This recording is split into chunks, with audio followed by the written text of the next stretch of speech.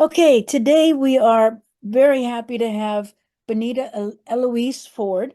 She is the author of the book Embers of Hope, Embracing Life in an Age of Ecological Destruction and Climate Chaos. Her work supports people in coping with and addressing eco-climate breakdown. She's the program lead for Climate Mental Health Network's Gen Z Advisors, and she has mentored facilitators at Youth Climate Lab. Bonita has taught permaculture and nonviolent communication, and she has facilitated groups around the world for over 20 years. Bonita has an MA in holistic health education and a Bachelor of Science in biochemistry. So Bonita, thank you so much for being here, and take it away. Thank you so much, Karen and Carolyn. Thank you to the whole team for having me. I'm really, really pleased to be here with all of you today. So again, my name is Bonita Eloise Ford, and I am coming to you from what we call Perth, Ontario, which is unceded, unsurrendered Anishinaabe Algonquin territory.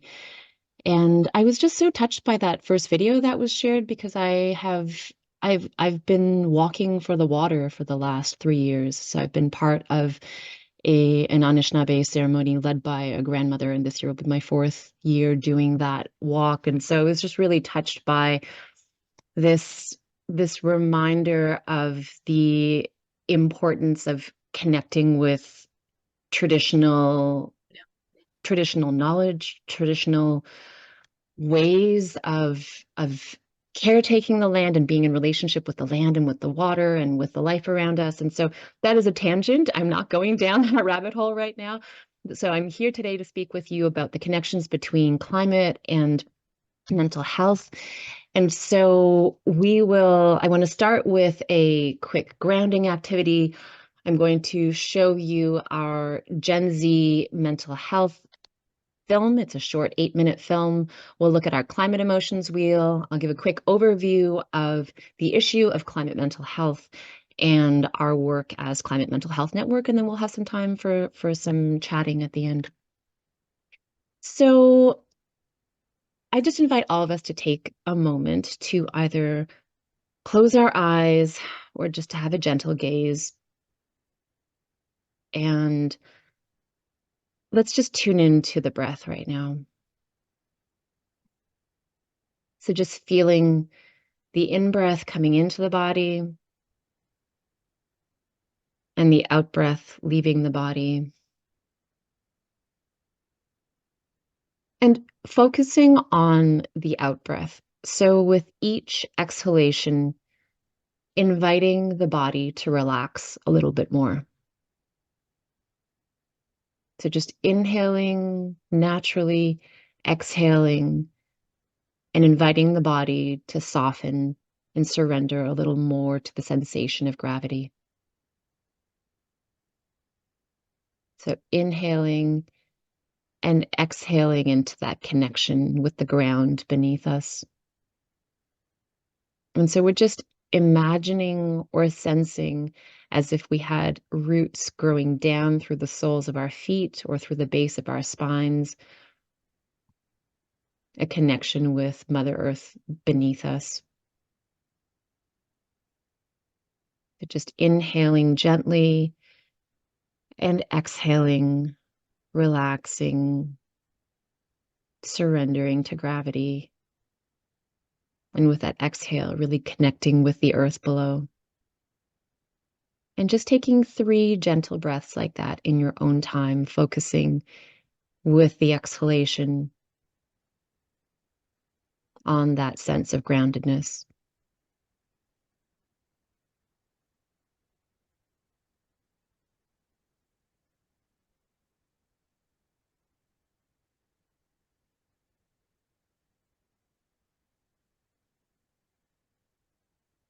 And slowly just giving a little bit of movement to the body, maybe rolling the shoulders, the neck, just moving hands and feet, or just imagining small movements just to soften any tension or tiredness that we might be holding with us today, and then bringing our attention back to our session together. So we're going to watch Gen Z mental health climate stories, And as we watch this video, I want to invite you to really focus on, if you're noticing any tension in your body that comes up, to be focusing on your breath. And so as we're watching this video, if you're noticing your shoulders or your belly or your chest tensing, then just using that practice of, with the out breath, breathing into a sense of groundedness, breathing out and just inviting a little bit of relaxation and surrender.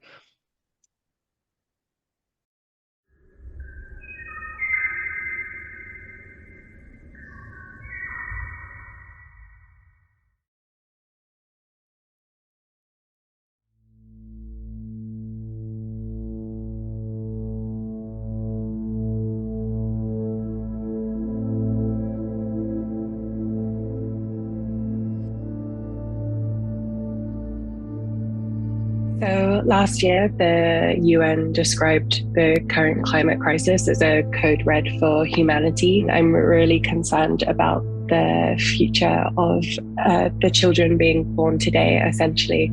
And on a selfish level, I would like to have children, but with what I see at the moment, I'm not super sure it's a great idea.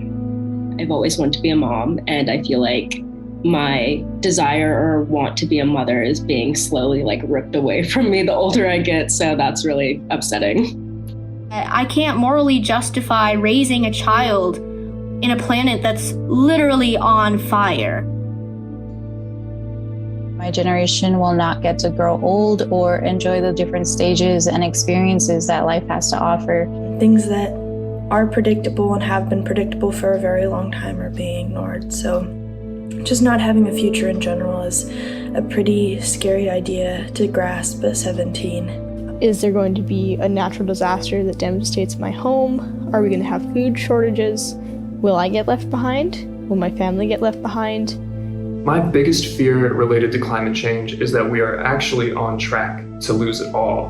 I feel like I constantly see on the news about unprecedented fires and floods and hurricanes, and I think about how people aren't going to be affected by these things equally. I live in Austin, Texas, so right now we're seeing triple digits, and it keeps getting hotter in Texas from the last 2 years I've lived here. It's becoming more unbearable for folks to be living in this part of the region and seeing how that's going to affect us in the future and what we can do now to stop that. Some people think of Iraq as just a desert, but it's much more than that. We have a beautiful nature and scenery distinctive to each region within the country. It would be devastating to see all that just get ruined with climate change. Some of these experiences seem like they are far from us, but seeing people struggling to get water, as a person who has lived with water scarcity or water shortages for quite a long time, it's frustrating. In B.C., we have seen the impacts of climate change firsthand, from forest fires and wildfire smoke everywhere, to extreme cold and extreme heat that is so uncharacteristic. So we need to be sure that when we're talking about climate change, we're not talking about concerns for the future and solely anxieties for the future. People have legitimate fears, concerns, anxieties today. My biggest fear in the future as it relates to climate change surrounds the lack of prioritization for the needs of disproportionately impacted communities of color and low-income communities. I think my biggest fear would be people will continue fighting against each other and finding things to fear instead of focusing how we can work together and create solutions and think positively and help each other. I have a few things that cause me fear when it comes to the climate change. First, in governments actually listening to their citizens to take substantial climate action, but also having them help other countries who deserve climate reparations and are disproportionately affected by the climate crisis right now. I often feel like every single thing that I do has to somehow relate to solving this issue. And it's kind of taken over my life. It's sort of like picking at me, almost like taunting me a little bit. If you don't do this, then the world's gonna end or something like that. And so there was this one moment, I was on an expedition with 200 people from around the world. One moment when all 200 people went silent at an ice fjord, and we could literally hear icebergs melting. So think of that for a second. Millions of drops of the purest water on the planet falling into the freshest body of water that exists. But what I used in that moment was the connection with community. What revives me emotionally is seeing others act as a community, advocating for action. The thing that helps me to feel more resilient is by kind of leaning into engaging this area.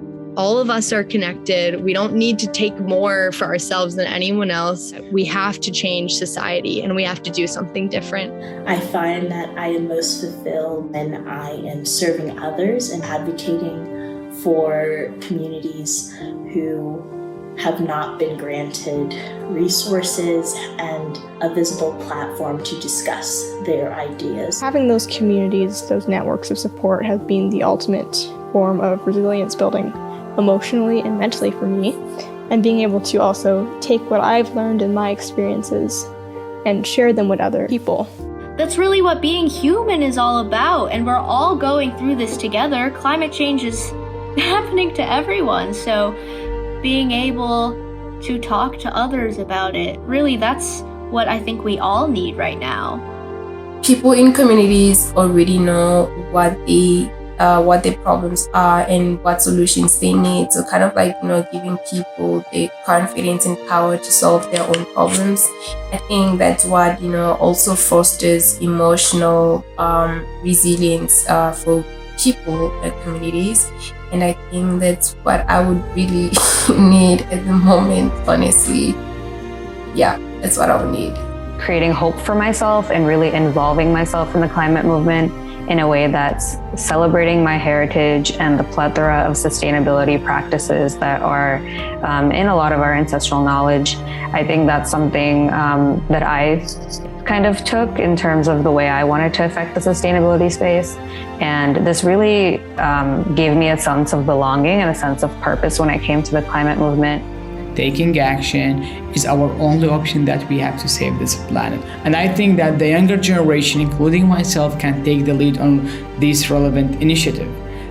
We can speak up and we can contribute much more than we can imagine. Really, what I need now is not a quick fix. I need my government to recognize my rights, and I need my government to recognize the rights of the people I love and the people I've never met. Seeing how we can come together to provide a better future for one another through that community, through that, groups and events that we can do to bring action in not just a local level here in Austin, but on a more global scale as well. We need to be able to imagine new futures.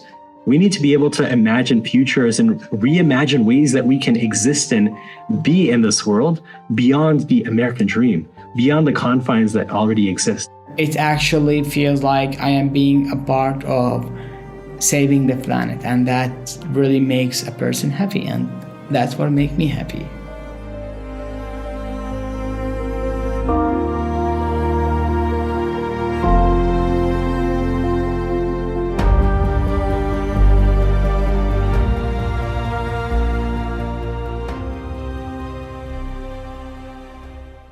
So I just want to invite everyone to breathe right now. So let's come back to that breath practice. And just with that out breath, connecting, grounding, just inviting a sense of calmness.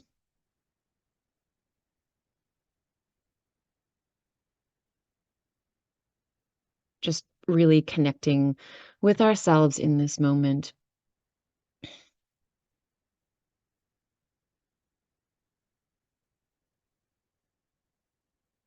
So this is our climate emotions wheel.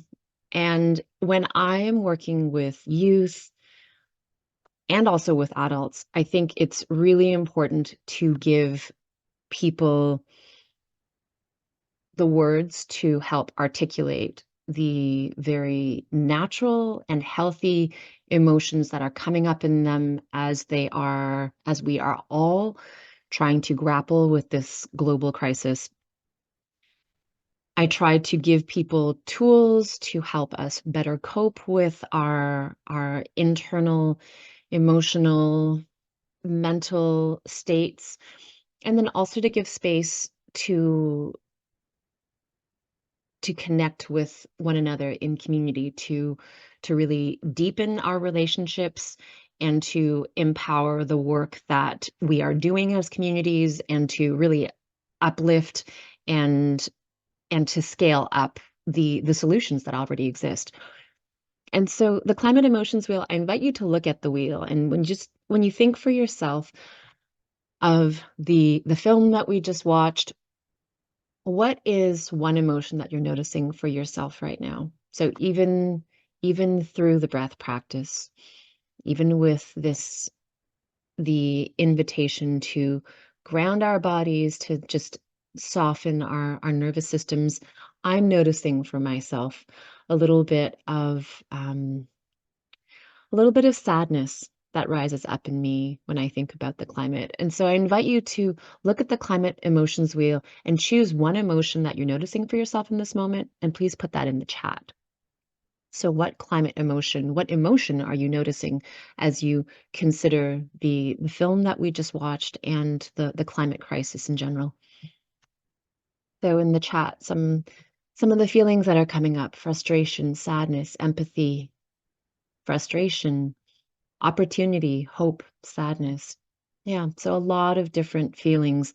And one thing that I really try and emphasize when I'm working, especially with young people, is that our emotional response to this, our emotions are natural. They're a healthy response to what is happening in the world. And so it's about us learning how to better cope with our emotions and harness that energy towards, and putting that energy towards the climate action and the environmental action that we're wanting to take ourselves and that we're wanting to cultivate within our communities. So thank you for your sharing on that. The climate crisis, and our mental health, our emotional well-being are inextricably connected, intertwined. And in order to heal Mother Earth, we have to heal collectively. What I'd like to share from this infographic is that whether we're thinking about climate change as gradual changes, whether that's a gradual increase in average global temperature over months or years, or whether we're thinking of chronic extreme events like ongoing droughts, or whether we're thinking of acute extreme weather events like fires or floods, we might be impacted by these things directly or indirectly. And so for myself, as a relatively privileged person, a middle-class person in so-called Canada, the area that I live in is in southeastern Ontario. And up until the last few years, my experience with the climate crisis has been fairly indirect. It's been through learning from the news, hearing other people's stories, reading, and noticing changing temperatures and changing weather patterns over time. And the direct impact of actually having damage to my home was only something that I experienced in the last couple of years. And so for people in communities who have been suffering these impacts for years, or perhaps more than a decade already or more, the loss of homes, the loss of community, the loss of crops, of livestock, and being forced to migrate. And so I just really want to point out that the climate can be, that all of us can be impacted, whether it's indirect or it's direct. And when we come down and look to the bottom of this infographic and we think about the mental health impacts that are that rippling out. So mental and emotional distress is a natural result of the changing climate. We all are touched in some way. And so as the climate crisis, as climate breakdown worsens, the overall mental health of the population also worsens. And in particular, for people who have diagnosed or diagnosable mental illnesses, they have increased susceptibility to poor physical health and or to dying due to the climate. So the climate, we can think of it as the climate crisis, the climate emergency, we can think of it as a threat multiplier. It exacerbates existing social and physical health inequalities, and all of that further drives mental distress. So some high-level statistics, 85% of people worldwide have experienced extreme weather from the climate, and 75% of youth say the future is frightening. Some more specific examples. So with rising temperatures, for every 1 degree centigrade rise in average ambient temperature, there is an increase between 1 to 2% in suicide rates. And it's estimated that by 2050, between 9,000 to 40,000 more people in Mexico and in the US could die by suicide as a result of increasing temperatures. Similarly, visits to emergency rooms. So these two graphs show emergency room visits. The left graph shows people with anxiety disorder. The right graph shows people with schizophrenia. And for both graphs, roughly at around 20 degrees Celsius, we see a fairly notable increase in the number of emergency room visits. So climate has, we can see the research is showing that there are immediate measurable impacts, as well there are lasting impacts. And so a study found that even 3 years after a wildfire in California, people that were exposed directly, who were impacted directly by the wildfire, as well as people who were indirectly impacted, continued to show negative changes to brain function and to cognition. So this is something, again, the climate is something that is impacting our physical health, our mental health in the present moment, as well. It's being found that there are lasting impacts on our bodies, on our minds. So let's take a breath. Let's come back to the breath again. And when I'm talking with groups about the climate, to me, I really emphasize the importance of being honest and direct and clear about this crisis, because I don't think there is any way for us to address these challenges without being clear about them, without acknowledging what they are. And so the facts, the statistics, the research can paint a very scary picture, and it can seem like a lot of doom and gloom. And if you only take one thing away from my presentation, what I would like to offer to you is just the importance of actively cultivating a sense of hope and empowerment. And what is really striking to me is that studies are showing that climate anxiety and climate distress positively affects or leads to positive environmental behaviors, environmental and climate actions. Similarly, another study has showed that us taking collective climate action helps to buffer climate anxiety. And so our anxiety, our distress, our grief about the environment, about the climate is a healthy and natural response, and can be a very good thing that empowers and leads us to taking the collective action that we need. And by taking that action, we are further supporting our emotional and our mental well-being. So 3 overall types of coping strategies that we can use for ourselves and in our communities and with our communities.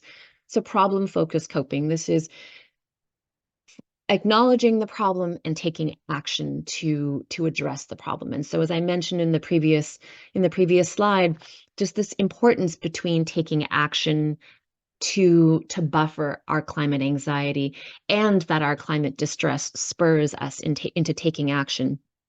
This is also related to the second strategy of emotions-focused coping. And so our emotions,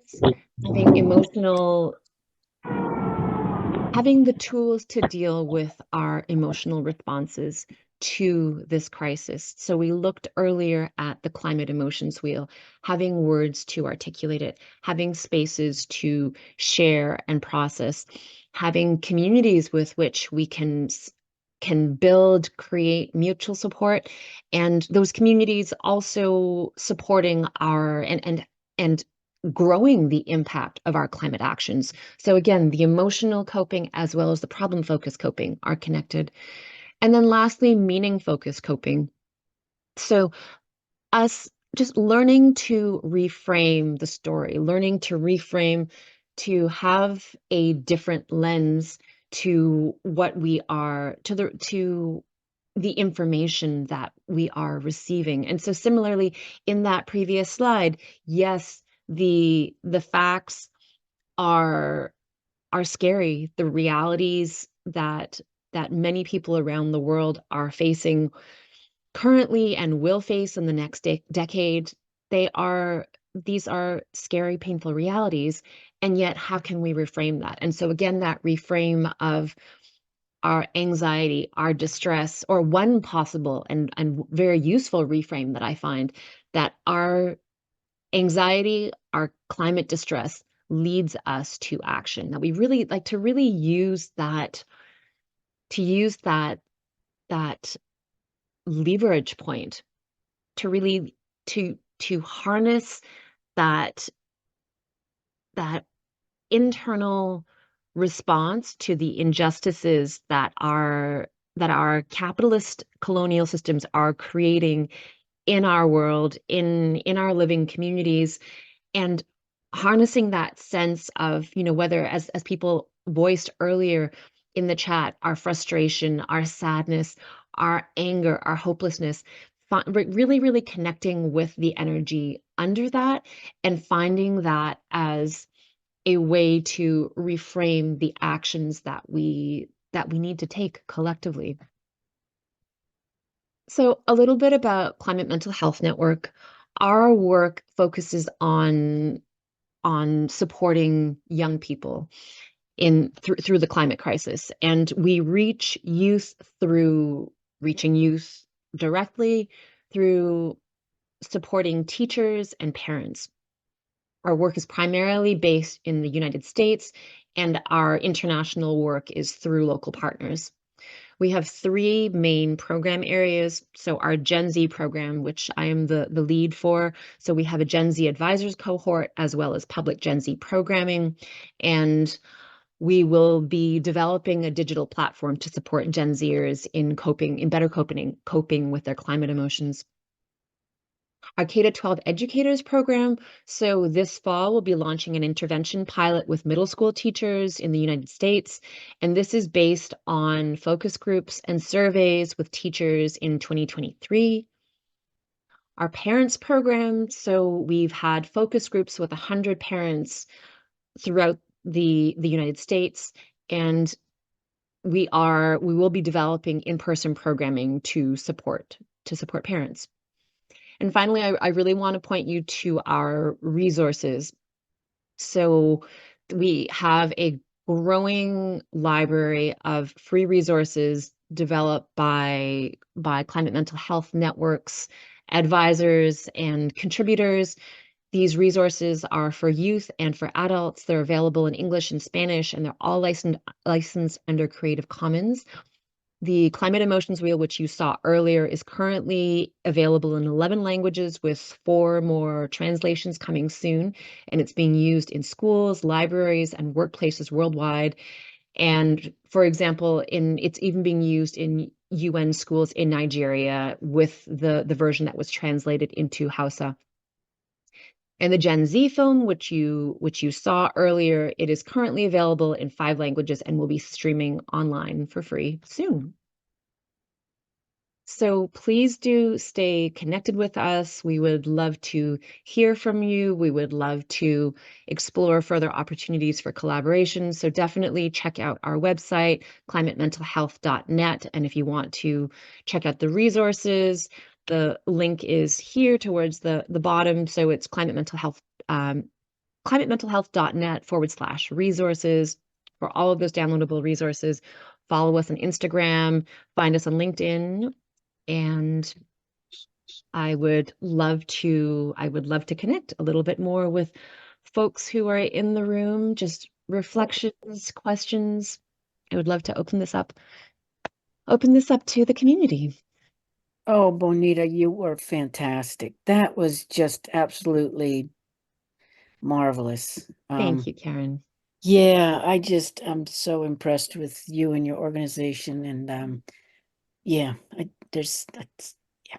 I'm kind of speechless. So I'll let Dr. Sam has a question. And go ahead, everybody, if you have a question, go ahead and raise your hand, do the reaction, raise your hand, and we'll get you in the queue with you. So go ahead, Dr. Sam. Bonita, thank you for being here. Very wise words. And thank you for the research and reaching out, from Gen Z to the rest of us. The question is, I'm in the Rotary Club of Washington, D.C., and we have very powerful speakers being in the nation's capital. And then we provide this information actually globally through our internet connections. And I was wondering if you have someone of your organization that's in the Washington, D.C. area that I could recommend as a speaker, because even though we're a hybrid club, we have Zoom and in person, the speakers must be in the room. So I just wanted to see if you had someone that could represent you, or if you want to come to DC or near DC, we certainly be glad to entertain you. But we'd love to have this topic because we're already discussing this in our club. Very topic. Thank you, Dr. Sam. I really, really appreciate that. So our founder is in the DC area, and we have one or two of our current Gen Z cohort who is in that area as well too. So definitely, please, I just put my email in the chat. Email me and with more information about what you're looking for, if there's a particular event or a particular date, and I'd be happy to put you in touch. Actually, it's every Wednesday, Okay. 12:30 to 1:30. And our program chair would be in contact and make all the arrangements. I would do the introduction. Wonderful. And then the chairman would follow up and talk with whoever that we're in contact with. So, please, just grab my email and please, if you would. And it's in the chat somewhere. Can you find it? It might have, has it gotten buried? No, there you go. You got it in there. Yeah, Bonita, Climate Health. Yeah. Karen, where is it? Is it further up in the chat? Put it in there Yeah, again. we can put it back in again. Yeah. Yeah, could you please? And I'll take it off. I need to get to my Rotary Club and get set up. So excellent. Okay. Thank you so much for the invitation. Thank you, Bonita. Fine job. Thank you. Somebody's beeping. What is that? Okay, go ahead, Bertle, and then I'm going to get Caroline in there. Caroline has a question too. Who is that beeping? Maybe Dr. Sam is beeping because he's also not as clear as he used to be. His visual. He looks a bit like from the 80s. Who's beeping? Yeah. Thank you, Bonita, for a wonderful presentation. I think I speak for many members. If you could share your PDF, that would be wonderful. It was also nice to see that a lot of our members were also in the blue framing, so to say, the framing of hope and other positive emotions regarding this. So that speaks for us as a group, I think. That's what I thought of it. Couple of things. The movie that you made for Gen Zs. Yes. Does it also inspire hope, or is it only doom and gloom? You know, that's really interesting. I think, and I apologize again for the sound, the technical sound issues, because even when we were playing it, the music in the background was gone. So something is happening with my sound today. So if you if something was of interest to you in the movie, please do watch it again. Watch it with your local groups, watch it with colleagues. I've shown the film in 2 climate workshops that I've done, one live and one online with youth climate activists. And largely the response that I got to the film was that people found it helpful, that people found it helpful to hear from other Gen Zers. I think the overwhelming sense I'm hearing from youth is the experience of being alone in their activism, having a sense of being alone with their despair, with their hopelessness. And so hearing from other people who are grappling with equally, just with equally intense emotions, and who are also trying to actively move through that and create change in their communities. And I think for me, what I really try and emphasize in my work with groups, in my writing, is both being honest with our emotions, because I think so in the same way that I think we can't address the climate crisis without being honest, I think we also cannot be as fully effective as we want to be as change makers if we're not actually engaging with our emotions around it. And so having the honesty around our emotions, learning how to hold that in a healthy way, and sometimes that also means unplugging from the news and taking a break if we need to, if we're finding ourselves feeling overwhelmed. So both being real with our emotions and actively taking action in order to address the climate crisis, the emergency that we're facing collectively. And so for me, the sense that my personal sense and what I've heard from people who have watched the film is that it holds both of those things, that there is a sense of honesty, which young people are really wanting. They're not wanting us to sweep this problem under the carpet. They're wanting the honest, that they are honestly, that they are emotionally struggling with this, and that collectively as a civilization, we have a problem. Like, we have a very, very real problem, and we need to be addressing this, or like the consequences of denying the problem are dire. And so I think the answer to your question is that it's both, that there is a sense of honesty and a sense of reality in the film that people appreciate. So the movie is longer. The movie is not longer. We watched, that was the whole film, but the sound is missing. So the emotional tone is different. I more or less get the gist. I say this from a personal point of view. I was in the 80s and the 90s, maybe one of the first who had these feelings of doom and gloom and we're never gonna make it. And of course, the being alone in your activism, you can find other activists, but most of the times they're working for other goals. So one of them is for the LGBTQ and the other one is for the ecos. You can still learn from each other. You can still feel activist amongst each other. But what I found very helpful, what got me out of a big climate depression, was a lot of practical goals. Yes. And back then was it from like recycle yourself, start your own little beach cleanup. Yeah, okay, it's only a little beach cleanup, and maybe you only do it for yourself, and maybe after a while a couple of other people will join. And that is the thing always with philanthropy. People think, you do it for the other. No, you do it for yourself. And the moment that I got those solutions, my climate depression went more and more away. Yes, absolutely. And that's what I see right now. Because the moment that I was so depressed, the problem was so big in my head.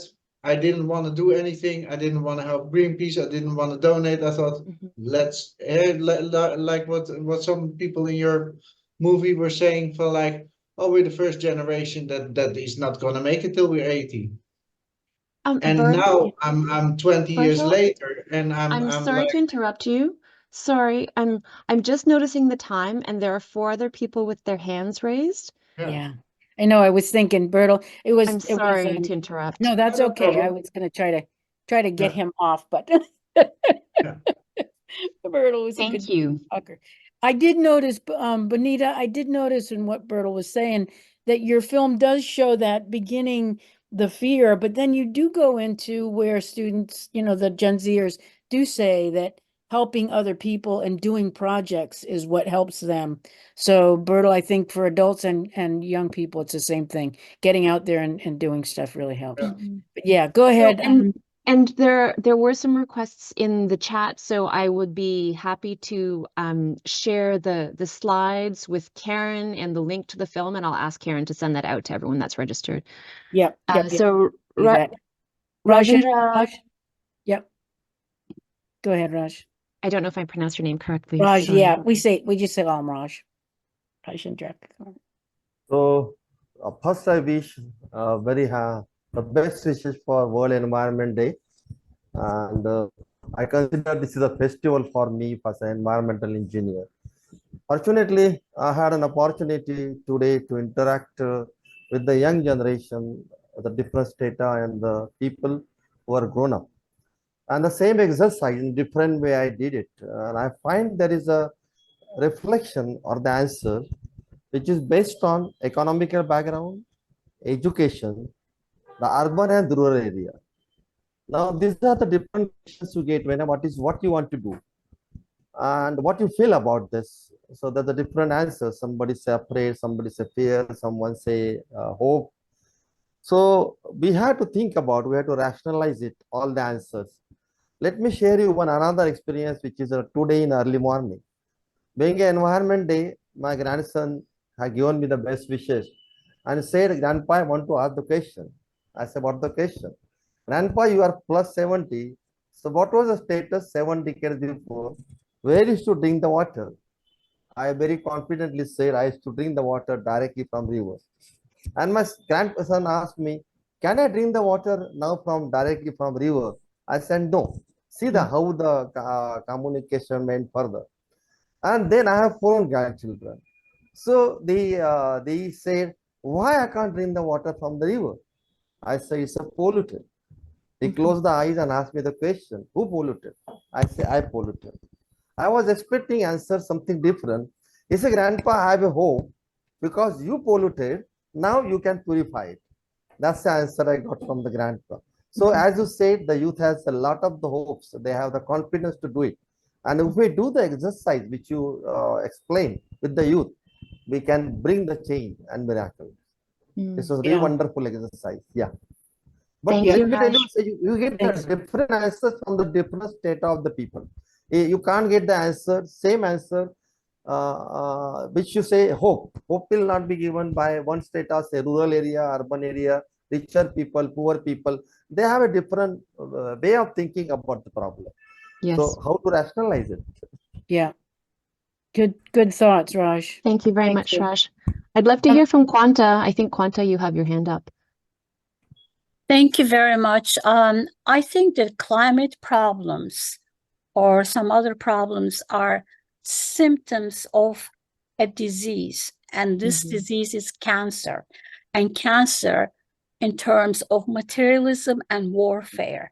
Yes. So when we have cancer, it is good to emotionally deal with our sickness, but at the same time, we have to be honest and get treatment, and that is teaching our young people not to fall into the traps in commercialism, in commercials on TV, and thinking that you are somebody if you consume this.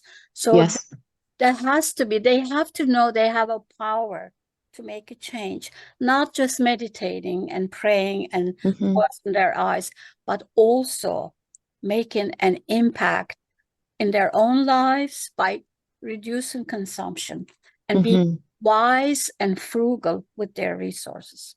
Thank you. I very much agree. Thank you, Quanta. We have to let Bonita leave because I'm okay to take a couple more questions. Oh, are you I okay? would love, Oh, because good. Richard and Oh, Richard good, and good. Ralph have been waiting patiently. So Richard, Richard if and you'd like Ralph to and ask a question. Caroline. Yeah, we have about 3 of them. Yeah, that'd be great. Well, Thank you. First, Bonita, I'd like to thank you very much. Second, I'd like to give everybody a really optimistic picture.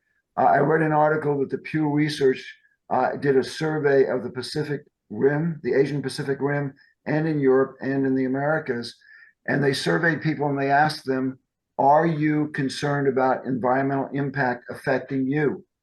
And 70% of the people said yes.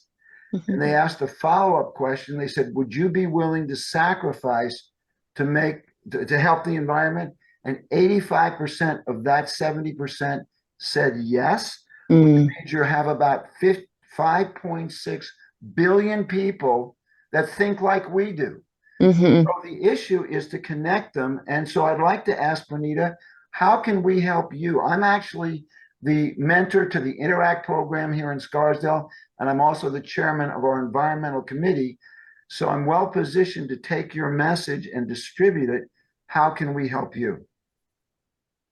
Thank you, Richard. I really appreciate that.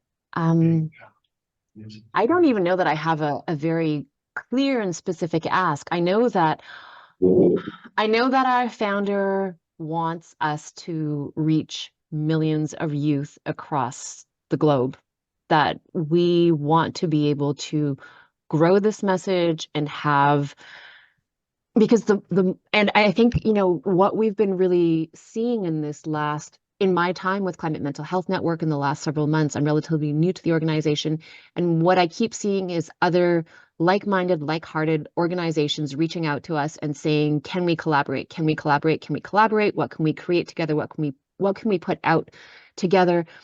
And we have a vision to grow and reach millions of youth worldwide, and we're a tiny organization. And so I guess when I think about what would support us in our work would be longer term stable funding. I think, in the last year, our founder has done an amazing job of doing fundraising for us through grants, and all of the grants have been on a 1-year grant cycle. So that creates a lot of, it makes things relatively unstable Can I for a just small a second? organization. Are you familiar with the Rotary's Interact program for youth? I am not, but I think Okay, Sarah so may it's be. important for you to know this. We have a program for youth from 12 years old to 18. It has about 430,000 members of young people in that age bracket. So working with Rotary, we can get reach a tremendous number of young people to carry on your message. So maybe after this meeting is over, you could ask some of the people in Rotary, or if you want to, you're very welcome to get back to me. I would love to connect more with you, Richard. Okay, so let me just give you my email real quickly. My name, Richard, my middle initial H, my last name, Cantor, CANTOR, @gmail.com. And of course, Karen would have me, I guess through Rotary would know. So Richard H, CANTOR, @gmail.com. And let's get something started for you. Amazing. Thank you so much. I really, really appreciate it. I'd love to Thank connect you, and Richard. chat more. Excellent. Yeah, Thank you, excellent, Richard. excellent. Go ahead, Ralph. Yes, thanks for the talk. It was really good. A couple of things that worry me. I believe that many of the youngsters now don't believe in politics anymore and are not voting. In fact, there's a very low percentage vote among young people. And surely one of the ways you can change things is by changing the government. I don't know how you can handle that, but somehow they must get more involved. And also, it's another thing is one's noticing a concern about all the Western nations about the decreasing population. And from your showing there, you can see that youngsters are saying, I'm not going to have children because I just don't want to do this. So I just want to make those points. Yeah. Thank you, Ralph. Thank you, Ralph. Caroline. Caroline. Thanks for waiting so patiently, Caroline. Yeah, there we go. Our last one. Last question here. Thank you, Karen, and thank you, Bonita. I respect the Anishinaabe territories. I am in Ottawa. I'm Canadian. And I'm just curious. You said that you're based in the US of A, and I'm just wondering, why is that? Why aren't you more active in Canada? You said that you are in Canada, but yet you are focusing on the US of A. I'm just curious as to why that is and what's happening. So Climate Mental Health Network has been around for a couple of years. The two co-founders have been based in so-called the United States. And so I was hired back in November to be working with their Gen Z programming. So yes, I would love to see this work be spreading across Turtle Island and internationally, and just where the contractors, where the staff have been, and where the grants have been based have all been in the US. Though yes, I am based. I'm an hour from Ottawa. Are you then trying to create links with the Anishinaabe territory peoples here in Ottawa? There are so many of them around Ottawa, even upstate New York. We are reaching out to people there in upstate New York as well, and on the Quebec side. So not through my work with Climate Mental Health Network, though in my own community volunteer work and just in my personal relationships, I would say for a good, like for the last, it's been maybe 7 to 8, 9 years, I've been really connecting with more and more Anishinaabe grandmothers and grandfathers in the area,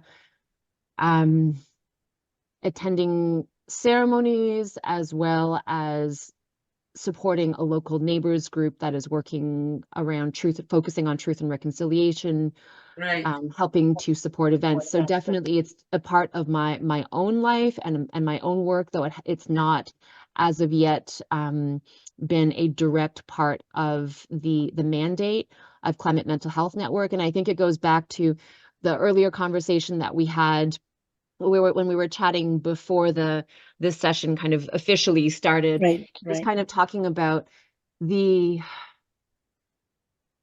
just how intersectional these issues are, and when we take a holistic lens of when we I think one of the attendees just in the last 10 minutes had kind of mentioned this piece around consumerism. And so for me, when I think about the climate crisis, I also think about capitalism. I think about colonialism, and I think it makes me think about anti-oppression work. It makes me think about anti-racism work. It makes me think about, and someone mentioned earlier connections to an allyship with the LGBTQ community. And so to me, and I watched a webinar recently that made connections between genocide and like as a labor issue, and connecting with, and so like when we start connecting all of these dots, we cover such huge ground.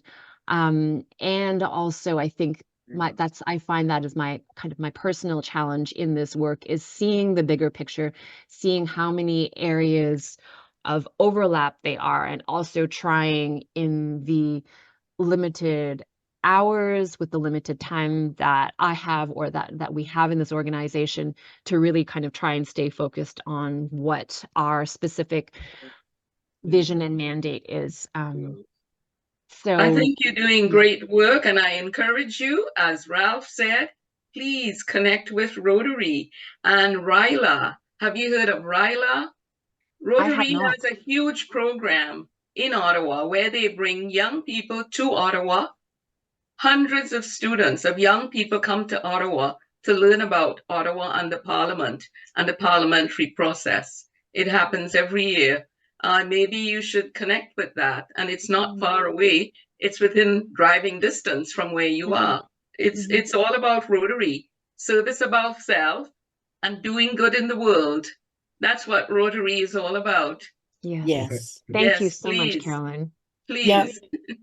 Thank you. I don't know if you need to leave, Bonita yet, or we'll talk forever. This group goes forever. So I can stay until a quarter after. I just want to make sure that I didn't actually get to look through everything that was coming in the chat while no, we I were know. Do actually you want me to talking. send you? Is it Send okay, you Karen, that I send you a PDF for the slide presentation, and then that I give you the link to the Gen Z film? Okay, that'd be perfect. That'd be wonderful. Great. Yep, and we can pass it on to everybody that registered. Karen, a Can quick I ask question. a very small question, Bonita? Please. Oh, go ahead. In a certain part of the presentation, you had some reframing words, 3 different reframing types. That sounded to me very much neurolinguistic programming / hypnosis. Is that also where it came from? No, so the three coping strategies are based on the work of a researcher named Maria Ojala, who's done a lot of work in kind of climate mental health, climate coping, particularly for young people. And so that's the way that she has, based on her research, kind of three ways, kind of 3 general ways that people tend to be coping: the problem focused coping, the emotions focused coping, and the did we call it mental focused coping? The reframing, as we said. Yeah. The meaning focused coping, excuse me. Yeah. Could you share that name in the chat? Yes, Maria Ojala. She's an author. Yeah, it sounds like one of those names that you can spell in a lot of different ways if you. Bonita, I think that with Rotary, we are such, as Caroline was saying, Rotary is so huge, and we have like 7 areas of focus. So peace and everything, you overlap with all of those. So so Rotary is a huge organization, as you've heard. We have all kinds of working with Rotaract is for people about 18 to 30, so those Gen Z, and then Interact is the younger kids, middle school and high school kids, but it's all about leadership, and so it's all about empowering youth. So there's a lot of overlap. That's why when I heard about you guys, it was with Sarah, it was like no brainer with getting you involved with us, because so yeah, just look into Rotary some more, but it's huge. Okay.